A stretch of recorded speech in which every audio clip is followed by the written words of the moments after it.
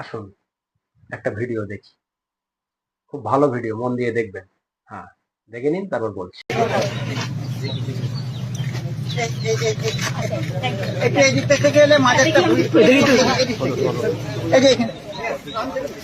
চাচা একটু সাইড দেবে চাচা।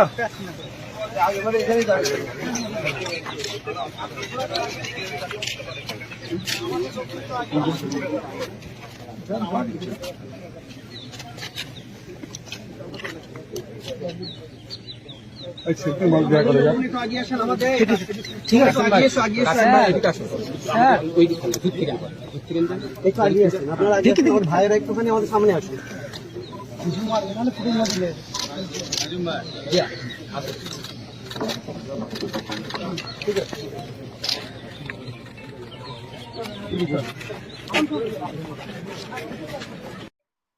কি দেখলেন ভিডিওটায়? কি দেখলেন? মাননীয় মুখ্যমন্ত্রী ফুরফুরা গেছে,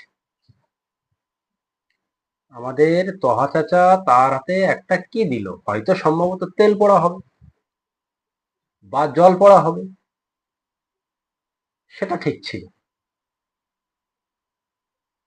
ফুরফুরায় যতবার গেছি, সম্ভবত যেখানে মাননীয় মুখ্যমন্ত্রী গেছেন ওই জায়গাটায় মহিলাদের প্রবেশ নিষেধ, কিন্তু উনি প্রবেশ করেছেন, হতে পারে। কিন্তু একবার ভালো করে দেখুন, হাত তুলে মোনাজাত করছে, যে মোনাজাত শুরু করার কথা ছিল তোহা সিদ্দিকীর, কিন্তু তোহা সিদ্দিকী নিচে হাত বেঁধে দাঁড়িয়ে আছে, অথচ আমাদের মুখ্যমন্ত্রী মোনাজাত শুরু করে দিয়েছে। জানি না উনি কি বলেছেন, জানি না কি বলেছেন, কি বলে দোয়া চেয়েছেন বা কি বলেছেন, কিন্তু আগে উচিত ছিল আমাদের তোহা চাচার মোনাজাত শুরু করার পরে অন্তত উনি যদি আমিন বলতেন, তাহলে অনেকটা কিছু মানানসই হতো। কিন্তু উনি মোনাজাত করলেন আর শেষে তোহা চাচা হাত তুলে আমিন আমিন বলছেন। বলছি, এই ধর্ম নিয়ে আর কত খেলবেন?